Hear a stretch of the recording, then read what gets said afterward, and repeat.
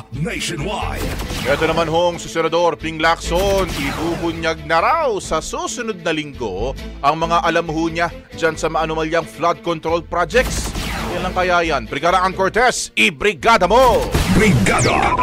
Live report!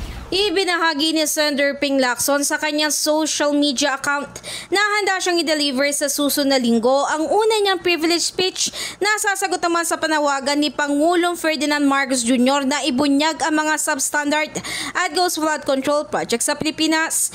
Ito ay kasunod nga ng pagpangalan ng Pangulo sa 15 contractors na nakakuha umano ng halos ng flood control projects. Kamakailan isiniwalat ng senador na may isinasagawa umano ang ilan na passing through modus kung saan kailangan magbayad ng kontraktor ng 5 hanggang 6% ng project cost kung gagawa ito ng proyekto sa loob ng distrito ng isang kongresista na nagtatrabaho bilang kontraktor o di kaya ang kamag-anak nito. Ayon kay Lacson, ito ang isa sa mga rason kung bakit nagiging overpriced ang presyo ng mga flood at infrastructure projects. Maliban pa nga roon, ito rin daw ang nagdudulot ng paggamit ng substandard na materyales ng ilan at maging pag-shortcut sa project specification.